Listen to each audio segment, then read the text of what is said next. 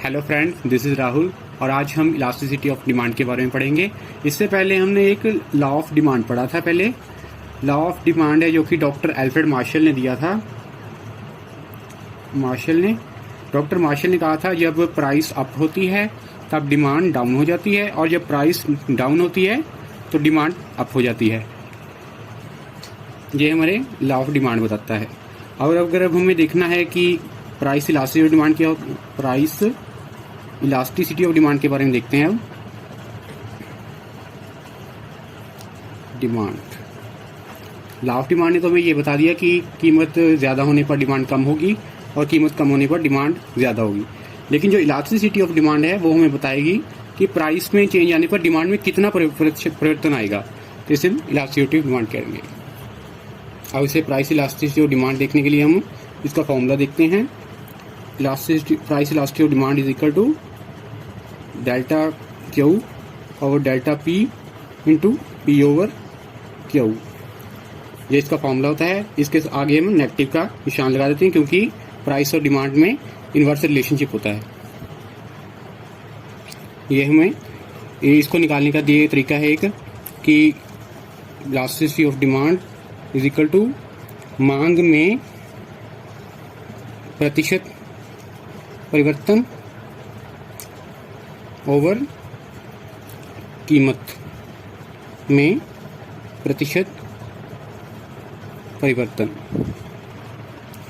इसके बाद हम इसकी टाइप्स पढ़ते हैं। टाइप्स, सबसे पहली टाइप होती है यूनिटरी इलास्टिक। यूनिटरी इलास्टिक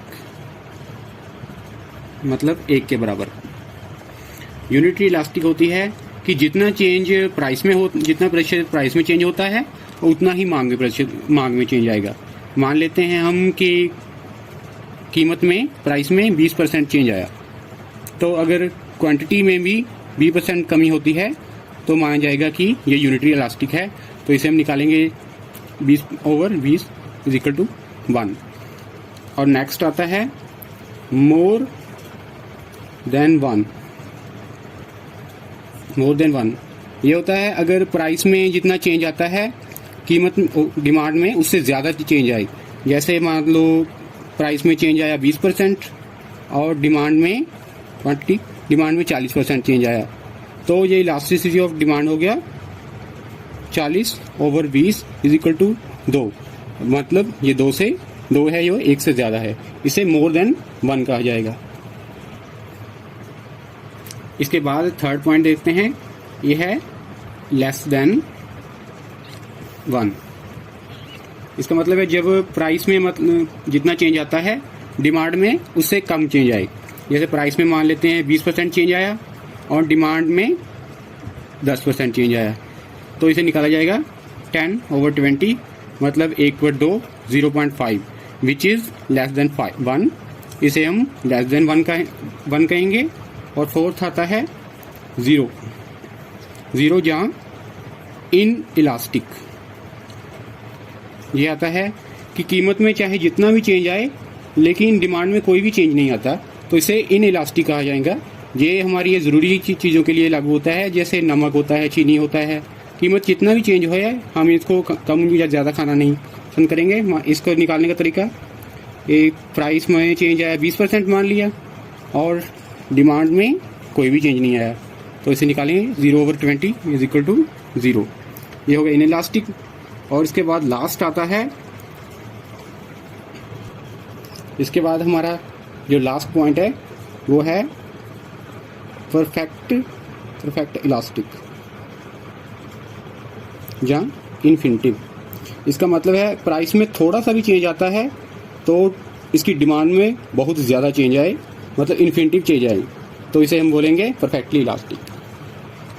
अब इसके बाद हम इसको फाइंड आउट करने के मेथड्स पर पढ़ते हैं।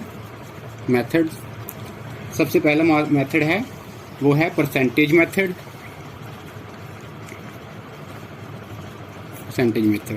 इसको निकालने के लिए देखते हैं, मांग में प्रतिशत जहाँ अनुपातक परिवर्तन ओवर कीमत में प्रतिशत जहाँ आनुपातिक चेंज। इसका फॉर्मूला है P over Q into delta Q over delta P। इसको डेल्टा Q का मतलब है Q1 माइनस Q0, मतलब नई क्वांटिटी और पुरानी क्वांटिटी। इस तरह डेल्टा P का मतलब P1 माइनस P0, नई कीमत और पुरानी कीमत। इसके बाद हम सेकंड मेथड देखते हैं। सेकंड मेथड है पॉइंट मेथड। ये डॉक्टर एल्फ्रेड मार्शल ने दिया था। ये निकालने का फॉर्मूला है, मान लेते हैं हमारे पास ये ग्राफ है और ये डिमांड कर्व है। अब हमें इस पॉइंट पे अगर देखनी हो इलास्टिसिटी डिमांड, तो इसके लिए देखना होगा हमें, फॉर्मूला है नीचे वाला पोर्शन मतलब AB ओवर BC। इस तरह ये निकलाएगा। ये पॉइंट मेथड हो गया। अब थर्ड पॉइंट देखते हैं, आर्क मेथड। ये एक पॉइंट के था। अब अगर दो पॉइंट के बीच को देखना हो तो उसके लिए, जैसे दो पॉइंट हैं, इन दो पॉइंट के बीच देखना हो तो तब आर्क मेथड यूज होगा। और इसके बाद थर्ड करते हैं,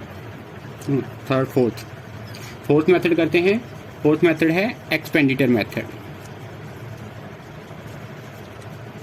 एक्सपेंडिचर मेथड जब कीमत में चेंज आने पर, जब कीमत में कमी होती है तो अगर क्वांटिटी में बढ़ोतरी होती है। इसको तीन तरह का इसको देखने के लिए सबसे पहले है, अगर देखते हैं मोर देन वन, पहला पॉइंट है, सब पॉइंट है इसका।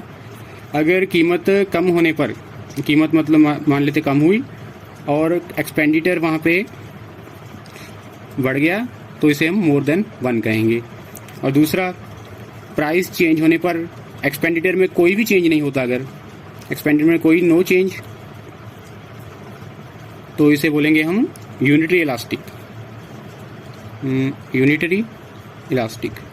और थर्ड है, कीमत कम होने पर एक्सपेंडिचर भी कम हो गया और कीमत बढ़ने पर एक्सपेंडिचर भी बढ़ गया, तो इसे कहेंगे लेस देन वन। इसके बाद हम क्रॉस इलास्टिसिटी ऑफ डिमांड पढ़ते हैं।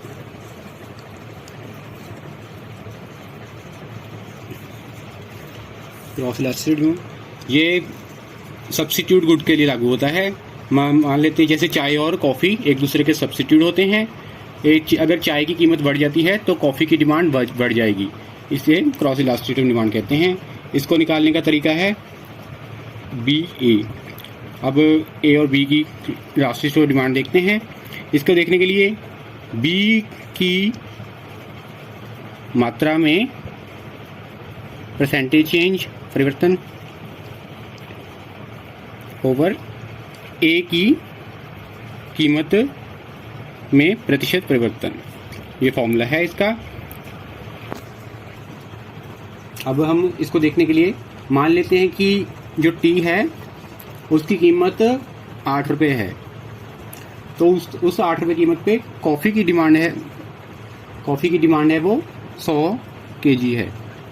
अब मान लेते हैं कि इसकी चाय की कीमत 8 से बढ़कर 10 रुपये हो गई। अब कॉफ़ी की डिमांड है वो 120 हो गई। अब हम इस पे क्रॉस इलास्टिसिटी ऑफ डिमांड देखते हैं। इसके लिए अब फॉर्मूले के मुताबिक हम इसकी क्रॉस इलास्टिसिटी ऑफ डिमांड देखते हैं। 120 से 100 गए 20 और 10 से 8 गए 2, मतलब काट के 10 आ गया। ये 10 है, मतलब 1 से ज़्यादा है, इसे हम मोर देन वन इलास्टिक कहेंगे। अब हमने जो ये देखी है क्रॉस इलास्टिसिटी ऑफ डिमांड, ये दो तरह की वस्तुओं के लिए लागू होती है। एक होती हैं सब्स्टिट्यूट गुड्स और दूसरी होती हैं कॉम्प्लीमेंट्री गुड्स।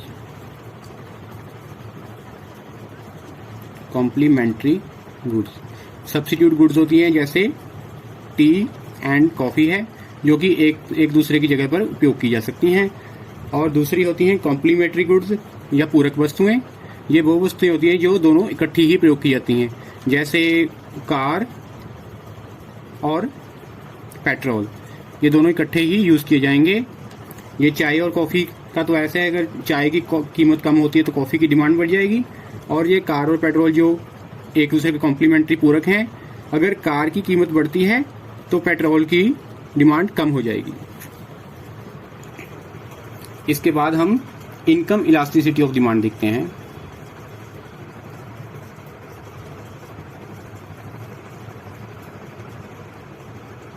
डिमांड, हम जानते हैं कि जब इनकम में चेंज आएगा तो डिमांड में चेंज आएगा। जब इनकम बढ़ती है, बाई बढ़ती है, तो डिमांड में भी बढ़ोतरी होती है। इनमें सीधा रिलेशनशिप होता है। अब इसका मेथड क्या है? Elasticity of income elasticity of demand is equal to मांग में प्रतिशत या अनुपातक परिवर्तन ओवर इनकम आमदन में परसेंटेज या अनुपातक परिवर्तन is equal to Y over Q into delta Q over delta Y. चलो ओके फ्रेंड्स, आज हमने इलास्टिसिटी ऑफ डिमांड के बारे में पढ़ा है। इसके बाद हम कल फिर मिलेंगे। Thanks for watching.